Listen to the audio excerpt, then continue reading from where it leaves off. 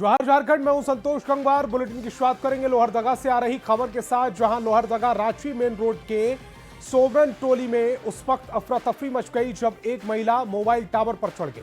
देखते ही देखते लोगों की भीड़ उमड़ पड़ी। सदर थाना पुलिस मौके पर पहुंची। इसी बीच महिला के पति के सहयोग से उसे सुरक्षित नीचे उतारा गया।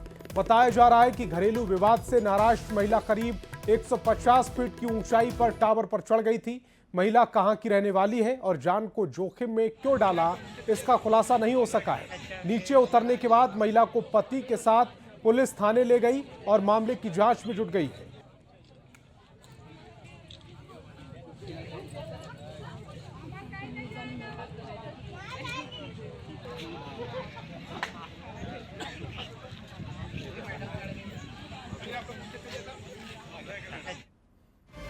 और दुमका के सरैयाहाट थाना क्षेत्र के बाबूपुर गांव में काली मंदिर परिसर को अपवित्र किए जाने के बाद दो समुदायों के बीच में तनाव हो गया। ग्रामीणों में भारी आक्रोश है और उन्होंने पुलिस प्रशासन से सख्त कार्रवाई की मांग की। सूचना मिलते ही थानों की पुलिस घटनास्थल पर पहुंच गई और गांव में कैंप कर रही है ताकि शांति व्यवस्था बनाई रहे। तो काली मंदिर के पास गंदगी का ये पूरा मामला, समुदाय विशेष के लोगों पर यह आरोप लगा है कि गंदगी फैलाई गई है काली मंदिर के पास। घटना को लेकर लोगों में भारी गुस्सा है और पुलिस प्रशासन अब इस पूरे मामले में एहतियात बरत रहा है। सरैयाहाट थाना में शिकायत दर्ज कराई है, जिसके बाद आवेदन में कुछ संदिग्धों के नाम भी ग्रामीणों की ओर से दिए गए हैं।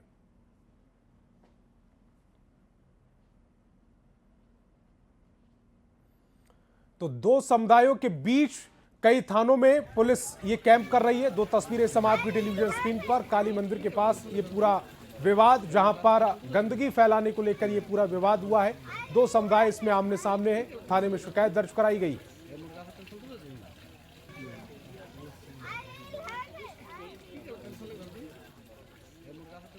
प्रांगण में उसके कोई गंदा करके चला गया है, लेकिन सर इसमें अभी तो अज्ञात है, लेकिन पहले जो है 2-4 रोज पहले यहाँ पर धमकी दिया गया है कि मंदिर को जो है तोड़ दिया जाएगा। ये हमारे रास्ते पर आने जाने का, जनाजा लेके जाने में दिक्कत होता है। हमको वहाँ पे मारने का धमकी दिया है। बोला कि तुम यहाँ अकेले रहता है, तुमको हम मार देंगे, तुम्हारा घर में गाय काट के फेंक देंगे और ये घर जान से, बोला तुम जहाँ भी जाएगा तुमको जान से मार देंगे।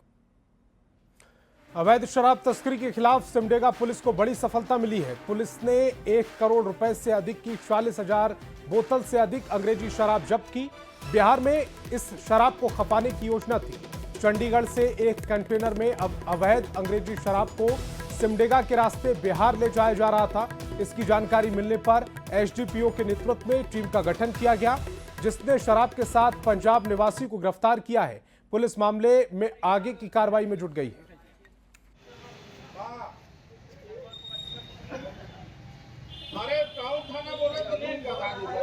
रोका गया तो उसका चालक गाड़ी छोड़ के फरार हो गया और एक दूसरा व्यक्ति था जिसको पुलिस ने दफ्तर पहुंचा। तो पूछताछ के क्रम में पता चला कि पंजाब से इसमें काफ़ी भारी मात्रा में शराब को लोड करके मध्य प्रदेश, छत्तीसगढ़, उड़ीसा के रास्ते होते हुए इसको झारखंड और बिहार में खासकर खपाने की पूरी तैयारी थी। और कुल मिलाकर इसमें लगभग 40,000 से अधिक बोतल शराब की भारी मात्रा बरामद हुई है। बोकारो स्टील प्रबंधन के खिलाफ बोकारो प्लांट होल्डर एसोसिएशन और बोकारो चैम्बर ऑफ कॉमर्स का गुस्सा फूट पड़ा। प्रबंधन की तानाशाही रवैये के खिलाफ दोनों ही संगठन ने सेक्टर 4 सिटी सेंटर में मशाल जुलूस निकालकर विरोध जताया। दरअसल सिटी सेंटर सेक्टर 4 में पार्किंग की व्यवस्था निचले हाथों में दी गई थी, जिसकी वजह से प्लाट होल्डर और किराएदार से हर महीने 5,000 की वसूली की जा रही थी। स्टील प्रबंधन की ओर से प्लांट के नवीनीकरण के नाम पर करोड़ों रुपए मांगे गए थे। मशाल जुलूस के जरिए प्रबंधन को प्रताड़ित नहीं करने की चेतावनी दी गई। हमारे परमिसेस में 4-4 कार्यालय हैं। उन 4 कार्यालयों में लोगों के पास 2-2 गाड़ियां हैं। एक बिजनेस सेंटर में 8 गाड़ियां हुई। क्या एक बिजनेस सेंटर की 8 गाड़ियां 5-5 हज़ार रुपया प्रति माह की दर से 40,000 रुपये का भुगतान ठेकेदार को करेगा? केवल गाड़ी लगाने के लिए, तो सिटी सेंटर में कौन बिजनेस करेगा। यहाँ पे पानी के नाम पे पेनल्टी के तौर पे 200, 400, 500% लिया जा रहा है। बिजली बिल भी अनावश्यक किसी को बिना बताए 3 kVA से 19 kVA, किसी को 25 kVA कर दिया जा रहा है और उससे मनमाना पैसा लिया जा रहा है। और ये कहा जा रहा है कि नहीं, अभी ये माफ़ नहीं होगा, आप पैसा दीजिए, आपका एडजस्टमेंट होगा। एक दुकानदार अगर दुकान के सामने एक साइन बोर्ड लगा रहा है तो उसको अतिक्रमण मान करके उसको तोड़ दिया जा रहा है। अगर आगे में पक्का ढलाई कर रहा है दुकान के आगे, उसको भी अतिक्रमण मार करके हथौड़ा से तोड़ दिया जा रहा है। ये सरासर नाइंसाफी है। खबर हजारीबाग से, जहां कलेक्ट्रेट कैंपस में आदिवासी समुदाय के लोगों ने पारंपरिक हथियारों के साथ अनोखा प्रदर्शन किया। संयुक्त वनाधिकार समिति की ओर से आयोजित इस धरना में जिले भर से हजारों ग्रामीण पहुंचे। पुरुष जहां तीर धनुष, फरसा और कुल्हाड़ी लेकर आए थे, वहीं महिलाओं ने हंसुआ थामकर अपनी भागीदारी दर्ज कराई। निर्मल महतो पार्क से निकली जन आक्रोश रैली कलेक्ट्रेट पहुंची और मेन गेट का घेराव किया। समिति के नेताओं ने अबुआ राज में आदिवासियों पर ही अत्याचार का आरोप लगाया। मांग सिर्फ हम लोग नया कोई मांग नहीं है, यहाँ सरकार ऑलरेडी बना चुकी है। सिर्फ सरकार और प्रशासन को पट्टा सिर्फ निर्गत करना है, बाकी कोई करना है नहीं। देखिए, वनाधिकार कानून बने आज 17 साल हो गया और 17 साल में ये इस कानून से अपेक्षा थी कि गांव में जो जोतकोड़ करने वाले लोगों को उनको उनका अधिकार पत्र मिलेगा, उनको मान्यता मिलेगी। लेकिन 5 साल 6 साल से लंबित है मामला अभी तक, और अब तक इन्होंने एक दूसरे के कपार में फेंका फेंकी वाला काम किया है। अनुमंडल स्तर समिति अंचल को भेजा है। जो गैर मजरूआ जमीन में, रैती जमीन में भी पब्लिक घर बना रही है और जोत कोड़ कर रही है, उस पर उल्टे केस करवा रहा है वन विभाग द्वारा। इसी के हम चाहते हैं कि जो जंगल में रह रहे हैं, जिनको पट्टा दिया गया है, वो लागू हो। और धनबाद के बीसीसीएल एरिया 10 के लोधना क्षेत्र में बुधवार रात बीसीसीएल जर्जर आवास का छज्जा गिर गया था, जिसके मलबे में दबकर 2 बच्चों समेत 3 लोगों की मौत हो गई थी। परिजनों के हंगामे के बाद दूसरे दिन मुआवजे पर सहमति बनी, जिसके बाद परिजनों ने धरना खत्म किया। मृतक के परिजनों को 7-7 लाख रुपए मुआवजा और नौकरी देने पर सहमति बनी। वहीं घायलों के इलाज का पूरा खर्च भी बीसीसीएल उठाएगा। प्रशासन ने बीसीसीएल प्रबंधन को कड़ी हिदायत दी है कि जर्जर और खाली पड़े मकानों को तत्काल सर्वे कराकर उन्हें समतल किया जाए, ताकि भविष्य में ऐसी घटना दोबारा न घटे। मृतक के आश्रितों को बीसीसीएल की तरफ से उचित मुआवजा, सरकारी जो प्रावधान है और नियोजन, बच्चों की पढ़ाई इस संबंध में सारी चीज़ें लिखित में की गई हैं और वो सभी लोग संतुष्ट होकर के जहाँ तक है 5 लाख रुपया अभी नगद और 2 लाख रुपया और निकट भविष्य में देने का। और घायलों के लिए, घायलों का उचित इलाज के लिए वो बीसीसीएल प्रबंधन की ओर से असक्ति अस्पताल में। ये माइनिंग इंश्योरेंस था नहीं। पहला बात है कि उसमें माइनिंग एक्ट के तहत हम लोग कुछ भी नहीं कर पाते। मानवता के नाते हम लोग एक रिस्पेक्टेबल राशि पे हम लोग एग्री किए हैं, जिसमें यूनियन, ट्रेड यूनियन और परिजन सारे एग्री थे। प्रशासन भी उसमें बहुत सहयोग दिया हमारे साथ। प्रशासन हमेशा साथ रहा। ये जितने भी नेगोशिएशन हुई इसमें बहुत सराहनीय योगदान है प्रशासन का भी। और सिंस ये ऐसा चीज़ था कि इसमें सबका सिंपैथी भी है साथ में, कोई ऐसी दुर्घटना घट गई कि जिसको अनफॉर्चुनेट जिसको कहा जाए। अवैध कोयला उत्खनन के खिलाफ रामगढ़ जिला प्रशासन और सीसीएल के तेवर कड़े दिख रहे हैं। सीसीएल अरगड्डा एरिया के काजू बागान के पास अवैध रूप से संचालित कोयला खदान में ओबी डंप किया गया था और खदान को बंद करने की कार्रवाई शुरू की गई। इस अभियान में वन विभाग, सीसीएल, सुरक्षा विभाग, रामगढ़ जिला खनन विभाग की टीम शामिल रही। ये कार्रवाई अगले 2 दिनों तक चलेगी। फिलहाल खदान में ओबी डंप डाला जा रहा है। अरगड्डा के बाद पड़े काजू बागान खदान से अवैध रूप से बड़े पैमाने पर कोयले का उत्खनन और तस्करी की जा रही थी। रामगढ़ डीसी के निर्देश पर इस कार्रवाई को शुरू किया गया, जिसमें कोयला तस्करों में हड़कंप है।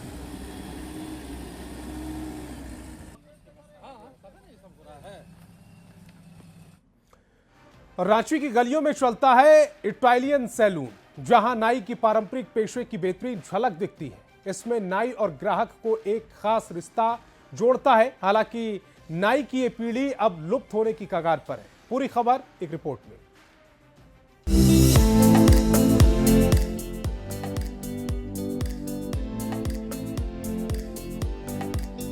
हाथ में कैंची, उस तरह और 3 ईंट पर ग्राहक को बिठाकर शेविंग करते नाई।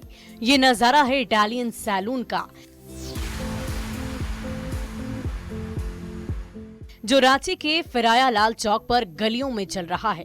इटालियन सैलून के नाम पर चौंकिए मत, ये स्पा और यूनिसेक्स सैलून के जमाने में कोई नए तरह का सैलून नहीं, बल्कि नाई के पारंपरिक पेशे की तस्वीर है। गली में खुले आकाश के नीचे चल रहे इस सैलून के मालिक और ग्राहक में एक ही समानता है, गरीबी।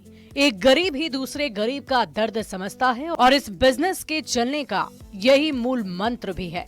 हमारे रोड में बैठते थे, पीपल पेड़ है ना, वहाँ पे बैठते थे हम लोग, 10-12 आदमी बैठते थे। अच्छा, तो वहाँ से उधर उठा पठा होने लगा, तब इधर आके बैठ रहे हैं। बड़ा दिक्कत है इस तरीके में, दुनिया बदल रहा है, सैलून में लोग जा रहे हैं। आप लोग पास कस्टमर आते हैं? आता है। कितना रुपए चार्ज करते हैं आप लोग? 20 रुपए का। लोग नए आते हैं, रुपया वाले नए आते हैं, गरीब लोग आते हैं। कितना रुपए ले रहे हैं आपके कटिंग में? कटिंग में 20 रुपया। ये भी गरीब है, हम भी गरीब है, गरीब ही जरूर रहते हैं। इस पेशे में जुड़े नाई मानते हैं कि ये उनकी अंतिम पीढ़ी है जो इटालियन सैलून को ढो रही है।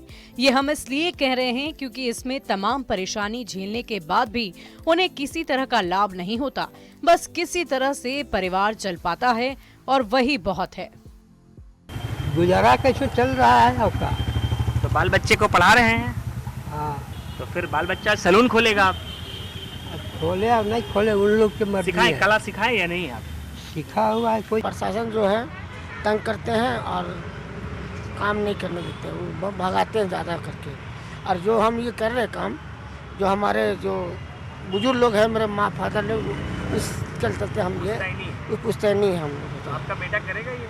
नहीं, हम अपना बेटा को यहाँ लाइन में लाएंगे ही नहीं। इस दुकान को चलाते हैं क्योंकि हमने पढ़ाई नहीं की, हमारे पास जो पुरखों की कला थी उसी को संजोने का प्रयास किया। बहुत पैसे नहीं थे, इस वजह से हमने स्पा और सैलून नहीं खोला और हम सड़क किनारे यूं ही अपनी दुकान लगाकर अपना जीवोपार्जन करते हैं।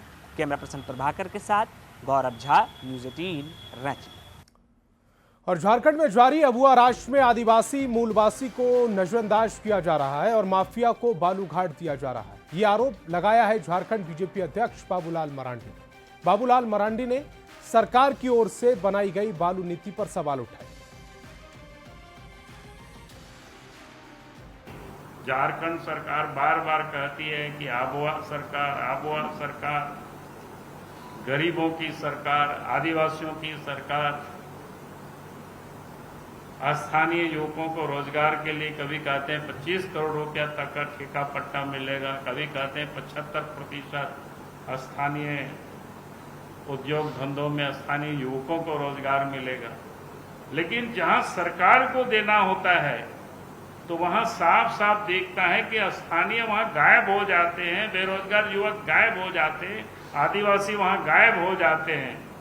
वहां तो नीति नियम किसके लिए बनता है? बड़े बड़े माफियाओं के लिए बनता है। जो ये लोग बालू को जो लोग लूट रहे थे, जो लोग लूट सकते हैं, उन लोगों के लिए बनता है। इसलिए मैं हेमंत सोरेन जी से कहूंगा कि भाई आप इस पर पुनर्विचार करिए और ऐसा नहीं हो कि आने वाला कल फिर से फटवार जाना पड़े। बाबूलाल मरांडी के आरोपों पर कांग्रेस ने पलटवार किया। कांग्रेस मीडिया प्रभारी ने कहा कि बाबूलाल मरांडी को सरकार पर सवाल खड़े करने का कोई नैतिक अधिकार नहीं। राकेश सिन्हा ने कहा कि नेता प्रतिपक्ष बने रहने की चाहत में ही बाबूलाल मरांडी सरकार के विकास कार्यों पर सवाल उठा रहे हैं। वो मुख्यमंत्री बनने का स्वप्न देख रहे थे, जनता ने उनके स्वप्न पर पानी फेर दिया, तो अब वो प्रदेश अध्यक्ष और प्रतिपक्ष के नेता के रूप में बरकरार रहना चाहते हैं और इसलिए लगातार बार बार महागठबंधन सरकार के विकास योजनाओं पर वो प्रश्न खड़ा कर रहे हैं। और हमें लगता है कि बाबूलाल जी के प्रश्नों का जवाब हम नहीं, राज्य की जनता फिर भारतीय जनता पार्टी को देने का काम करेगी।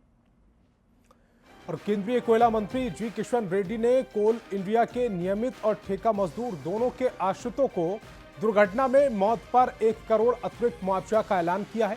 अनुग्रह राशि को भी 15 लाख से बढ़ाकर 25 लाख रुपए किया। कोल इंडिया के अधिकारियों और कर्मचारियों के लिए जल्द ही यूनिफॉर्म अनिवार्य होगा। इसकी शुरुआत 17 सितंबर 2025 को प्रधानमंत्री नरेंद्र मोदी के जन्मदिन से होगी।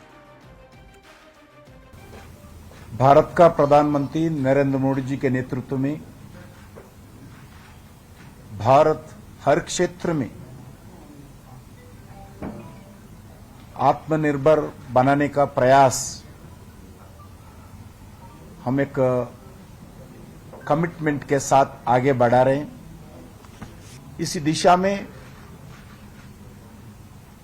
कोल एंड माइंस का भूमिका भी अत्यंत महत्वपूर्ण हो जाती है। डोमेस्टिक कोल प्रोडक्शन के लिए और क्रिटिकल मिनरल्स बढ़ाने के लिए हम पूरा देश का प्रगति दृष्टिकोण से और अलग अलग रिफॉर्म्स लगातार 11 साल से ला रहे हैं। प्रायोरिटी इनकम नहीं है, इसीलिए हम झारखंड सरकार से जो भी इश्यूज है हम दोनों कमिटी स्टेट गवर्नमेंट और हमारा कोल इंडिया का ऑफिसर्स के साथ एक कमिटी गठित किया है। वो लोग 2-3 बार बैठे हैं, जो भी बैठ के तय करते हैं उसके ऊपर निर्णय लेंगे। तो इस बुलेटिन में फिलहाल इतना ही। आप देखते रहिए न्यूज़ 18 बिहार झारखंड।